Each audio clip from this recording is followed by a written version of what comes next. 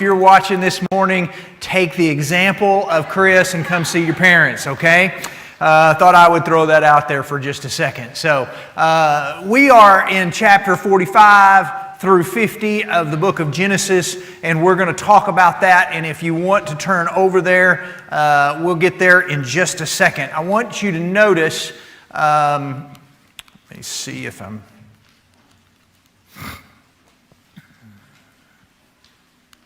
There we go.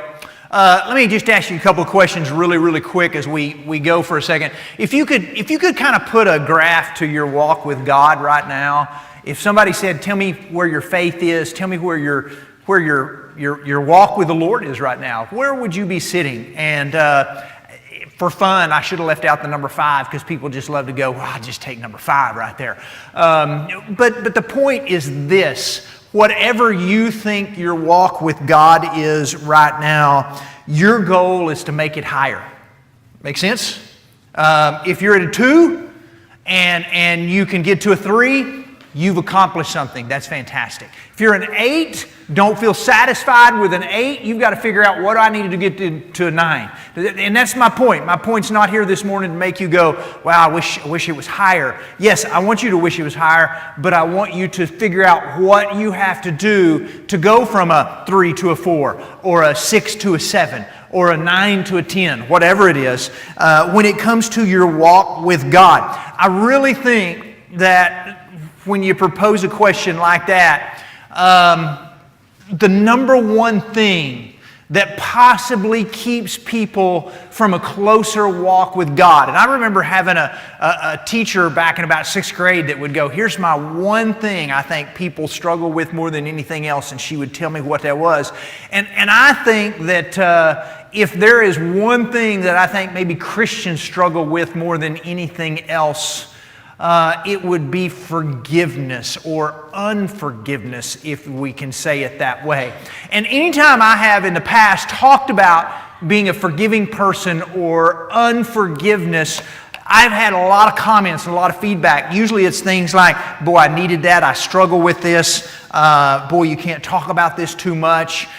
You can get an idea when you're speaking, when you touch a topic that really is kind of touchy, that is really needed, because you get a lot of feedback on it. And today it has worked out great talking about Joseph, because we're going to talk a little bit about how Joseph forgave when he really, man, he kind of had to, if there was any guy that deserved some revenge, it was Joseph. We kind of said that from the beginning. So look with me for just a second. I want to read 2 or 3 verses to you to show Joseph's response. And when we get over to chapter 45, and the boys, Joseph's brothers, well, actually, let's look at this real quick. 2 things, and then we'll look at our text. A reminder, bear with each other and forgive whatever grievances you may have against one another. Forgive as the Lord has forgiven you. That's kind of a good theme verse. But here's Joseph's story is what I wanted you to catch, and then we'll look at Joseph's response. Joseph's brothers were jealous of him. That's a very common thing. It is not uncommon for somebody to go, well, you treat my brother better. You know, it's usually the youngest. They always just go, hey, the youngest gets away with everything. But here was Joseph, and he was one of the youngest, but his brothers decided to sell him. Can you imagine that? Sell him to a group of slave traders. People passing by, they go, how much you give for this kid right here? We'll take this. They took a little money, sold him, went back to their dad and said, hey, your son Joseph is dead. We found his coat. We think an animal has eaten him, and they figured him to be dead. Joseph goes off to Egypt. You remember the story. Works as a slave in Potiphar's house. Potiphar has done well because Joseph is being blessed by the Lord. But Potiphar's wife takes a liking to Joseph, and Joseph won't give in. He says he will not go to bed with her. He says, I won't do this against God. And Joseph, who already was a slave, goes to prison for something he didn't do. She has him thrown in prison and says, he tried to make a pass at me. And so he goes to prison. This was Joseph from 17 to now Joseph at 30. At 30, he gets out of prison. So much suffering in prison. and he was promoted to the second most important man in all the land. Now, I don't know about you, but wouldn't Joseph have had a lot of time in prison to come up with some great revenge ideas? I mean, it's like I got a little less than 15, got about 13 years to be coming up with, if I get a chance to get my brothers back, I'm going to do this to them. Or he could have laid in bed at night and thought about, I hope bad things are happening to them I'm in prison and it's all their fault. He had some great time to scheme some revenge. And if anybody ever deserved the right to hold a grudge according to our standards, it was Joseph. He had so much time. And then the famine hits, and his brothers come to Egypt to buy food, and they don't have a clue who Joseph is. They actually, the Bible tells us, they think he's probably dead, that he's probably died somewhere in some slave trader, whatever it was. But they think he's dead. They don't recognize Joseph. Joseph speaks Egyptian, and besides all that, how could the guy we sold, be the second most? They don't have a clue. They've talked to him 2 or 3 times. Don't know who he is. And here's what Joseph does instead of offering revenge. So if you're in chapter 45, let's look at a couple things for a second. Verse 3. Verse 2, Joseph starts crying. He hadn't told them who he was yet. Joseph starts crying, he starts weeping. Verse 3, he tells his brothers, and think about the shock if you're one of the boys. I am Joseph, he said to his brothers. Is my father still alive? Notice the end of this verse. But his brothers were speechless. They were stunned to realize Joseph was standing right there in front of them. Oh my goodness, how much speechlessness is in their shock. I mean, it's like we are in huge amounts of trouble. We are in so much trouble. This guy he can snuff out our life. He can starve us. He can go back and tell Dad what we've done. I mean, they are like, what do we do? What do we do?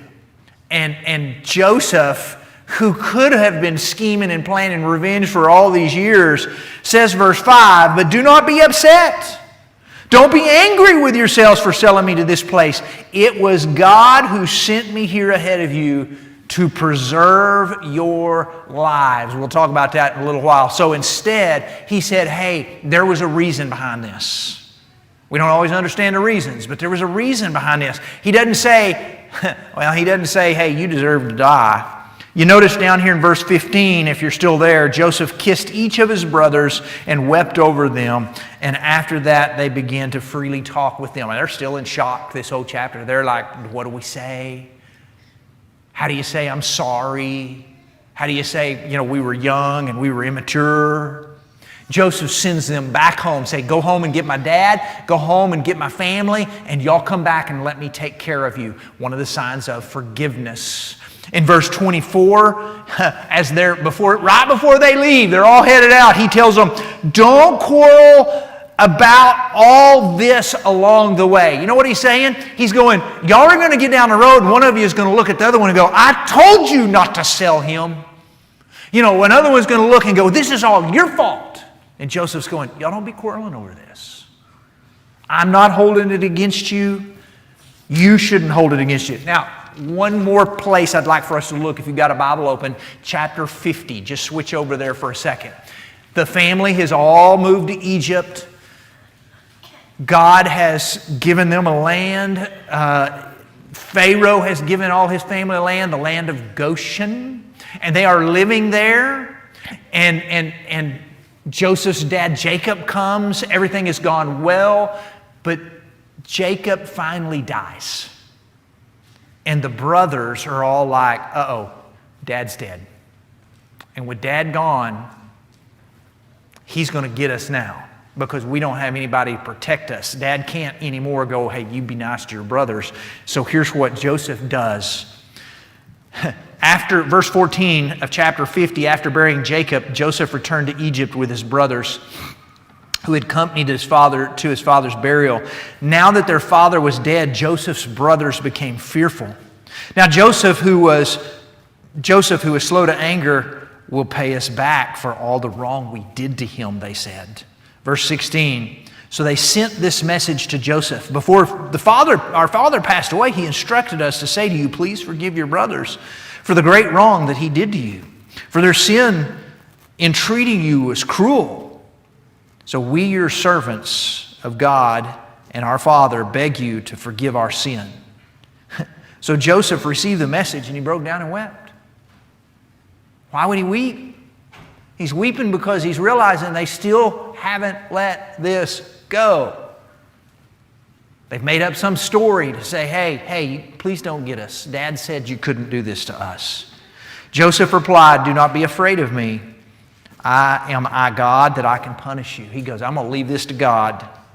You intended it harm, but God had made it all good. He brought me to this position so that I could save the life of many people. Now don't be afraid and continue to take care of you and your children. Man, talk about some amazing story here. And we talk about forgiveness and we talk about how that took place.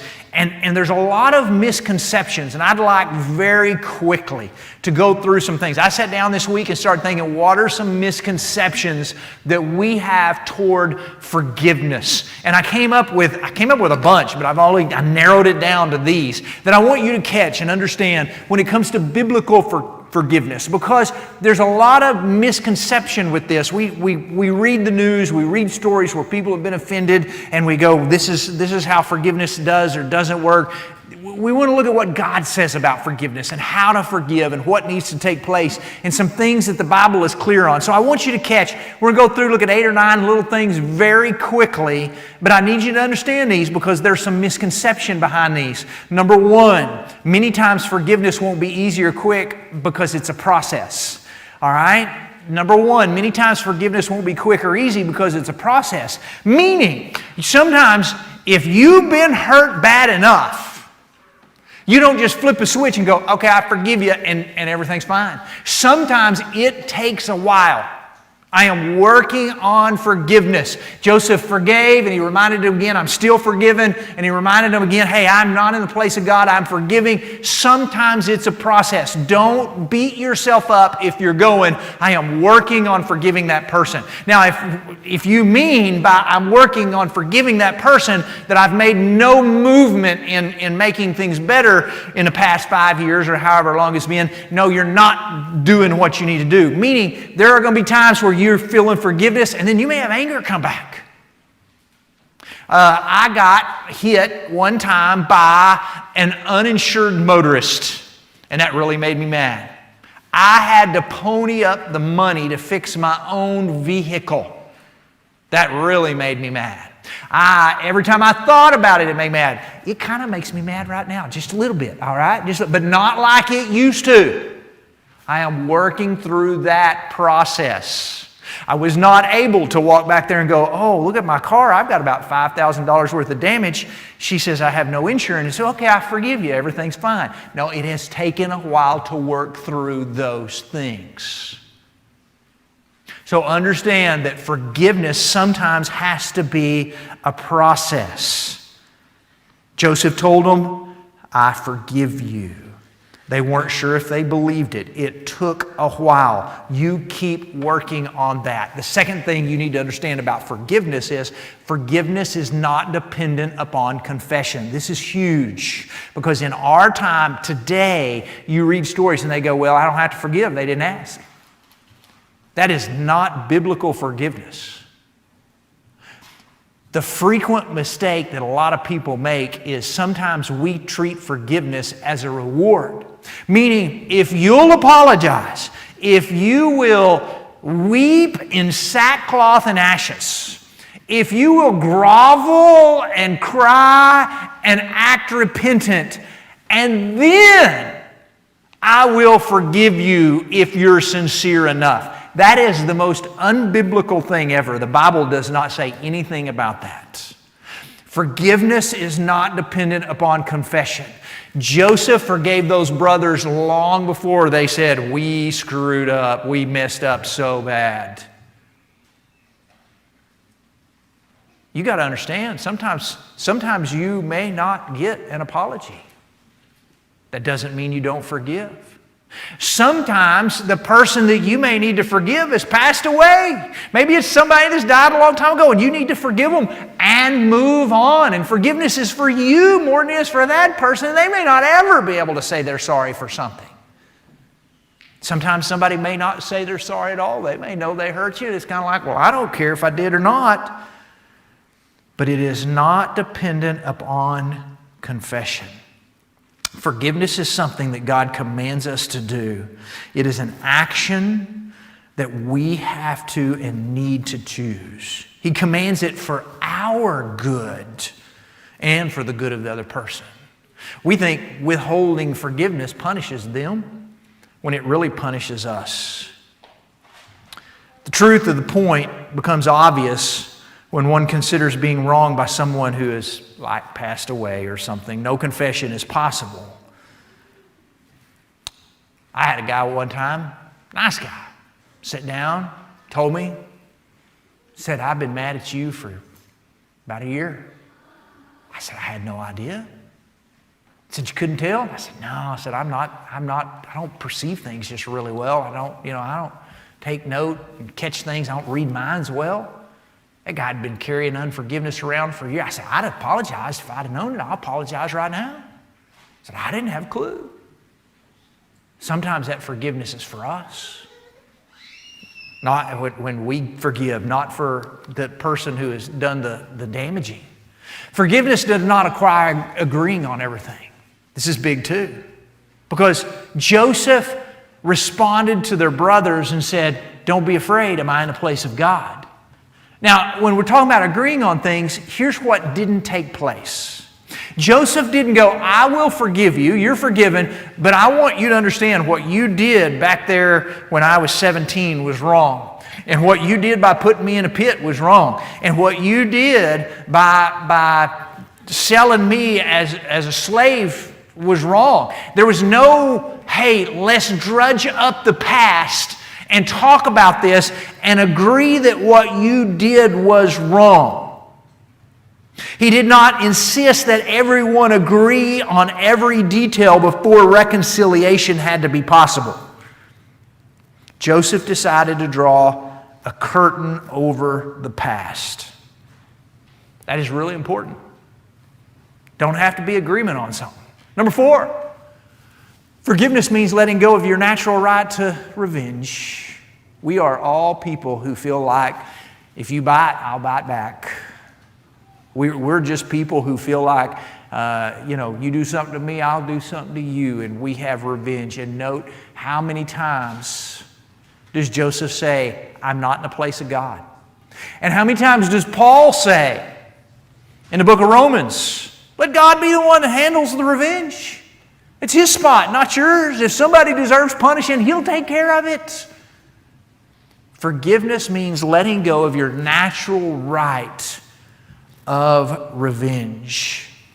Joseph was not going to retaliate. They had nothing to fear. He was not going to hold them against him. Boy, he could. He could have given them a good one. But he said, just not going to do it. Forgiveness means letting go of the natural right for revenge. If you're still dreaming of revenge and how you might get even with someone someday, or how you wish bad things would happen to somebody, you haven't got to the point of forgiveness. Number 5, forgiveness doesn't always mean forgetting. This is a big misconception. A lot of people go, I just can't forget this. You're not capable of that. The Bible tells us God is, that when God forgives, He forgets. That's in the book of Hebrews. He forgives you, He wipes it clean. And that is awesome. I love that about God, but I am not God. Your mind is not like a computer. You can't go in and uninstall something and it go, I didn't know this ever was here. Doesn't work that way. You can forgive and still know that, hey, sometimes that happens. I love Proverbs chapter 17, verse 9, where this kind of leads into the next point. Love prospers when a fault is forgiven. Meaning, love grows. You forgive the fault, but dwelling on it separates close friends. You can't keep rehashing it. You may not be able to forget it, but it doesn't mean you constantly have to dwell on it. The more painful the incident, the more likely it is that we forget it. More unlikely it is that we forget it. The better goal is to strive for a memory of the wrong with no longer harbors malice. That's what we want to get. The opposite of forgiving is not remembering, but not repeating, which ties in with number 6. Forgiveness means not bringing it up. And so what you can't do is you can't walk around all the time going, hey, remember that time I forgave you of this? That's not forgiveness. It's not going around all the time going, hey, I forgave you. It's not dwelling on, boy, I forgave them of that. It is just letting it go. It's not reminding yourself, I will not dwell on it. 3 rules of forgiveness here is don't dwell on it. Number 2 is don't talk about it with others. You don't go around going, hey man, did you know that time when so-and-so hurt me and did this? I forgave them of that. That's not forgiveness. Stop bringing it up. And I will not repeat it to even myself. That's not forgiveness. So understand, Ephesians chapter 4, verse 32, be kind and compassionate to one another, forgiving each other just as Christ forgave you. Look at the last couple. Forgiveness does not always mean retrusting. Sometimes we think, well, if I forgive, that means I just need to, Let me tell you, if the old phrase, fool me once, shame on me, fool me twice. No, shame on you, fool me twice, shame on me. But you think about it for a second. There are times in life when somebody does something and you may go, I just not to the point I trust them. Sometimes that takes time. If somebody takes and drives my vehicle, or if I'm driving down traffic and I see the lady who ran over me without insurance next to me, I may not trust driving next to her. I'm going to either speed up or slow down. Does that make sense? Because it's like, I don't know if she has insurance anymore. So whatever it is, it may not always mean you have to retrust. That may take time. Nor does it mean that forgiveness does not mean excusing the behavior of the other person. Just because I forgave a lady that didn't have insurance at the time doesn't mean that what she did wasn't wrong. Just because you're choosing to forgive somebody that said something, just because you're choosing to forgive someone who did something to you, doesn't mean that you're okaying what they did. And a lot of people go, well, if I forgive them, that means I'm okay with it. No, that doesn't mean that at all. That does not mean you're excusing the behavior of the other person. Trustworthiness is one of those things that, due to its very nature, may take time to prove itself. So if I'm always getting scammed by a guy that's asking me for money and I finally has said, hey, I forgive you for that, you've taken advantage of me several times, it doesn't mean I have to trust him, but I can forgive him. And it doesn't mean I have to lend him any money anymore. And I can still forgive him. Number 8, forgiveness is incomplete until love replaces anger. Really important here. We want God to forgive us quickly and completely. But do we want the same from others? I don't want God to be angry about something that I did 10 years ago that I've asked him for forgiveness and he's forgotten. You don't either. So we've got to remove anger and allow love to be there. God never said that forgiveness was going to be something that was going to be easy to give to someone else. God didn't say only if you want to. God just simply said, yeah, you forgive. Jesus was the one that hung on the cross and said, Father, forgive them. They don't know what they're doing. None of them folks asked for forgiveness at that time. Love was replaced by anger. Can I throw this out here right at the end? 3 reasons that we need to forgive and be forgiving people. Because God did it first. And because resentment will make you miserable. There's a lot of resentment in our world right now. Turn on the news. A lot of politics going on right now. A lot of resentment. Resentment just makes you miserable. I'll tell you a third reason that I want to forgive other people is because I want God to forgive me. Matthew chapter 6, Jesus actually says, forgive others as you want God to forgive you. Forgiveness, no one ever said it'd be easy. But Joseph taught us that it's possible. Sometimes it takes repeating. Sometimes it's a process. But he allowed forgiveness and love to trump his anger and his right for vengeance. Not an easy lesson, but one that we all need to be reminded of. And sometimes our hurts, sometimes I get more vengeful taking up for my kids. You know, it's all right, you do something mean to me, that happened, but boy, if you do something that I don't like to one of my kids, best thing you can do is forgive. Be a forgiver. Be a good forgiver. Your goal as a Christian is to figure out where am I in my walk with the Lord and how do I move up? Don't let unforgiveness hold that back. Be a good forgiver. The Christian walk, kind of like real estate. Real estate, big key, location, location, location. The Christian walk to growing closer to God, more like God, 3 keys are forgiveness, forgiveness, forgiveness. Sometimes, this would be a good time to bring it up, forgiveness means forgiving yourself of something that's happened. Maybe you've done something, and maybe it wasn't pretty. And maybe you're the one that's held it against yourself.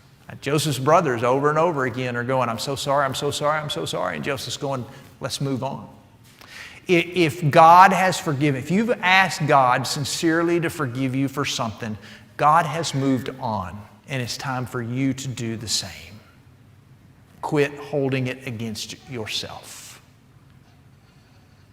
We're going to sing an invitation song at this time, and if we can pray for you this morning, we'd love to do that. If you're ready to become a Christian and confess Jesus as Lord and give Him your life and be baptized, everything's ready for that. If you would like a little bit more private prayer time, first room on your right after services, one of our elders will be down there.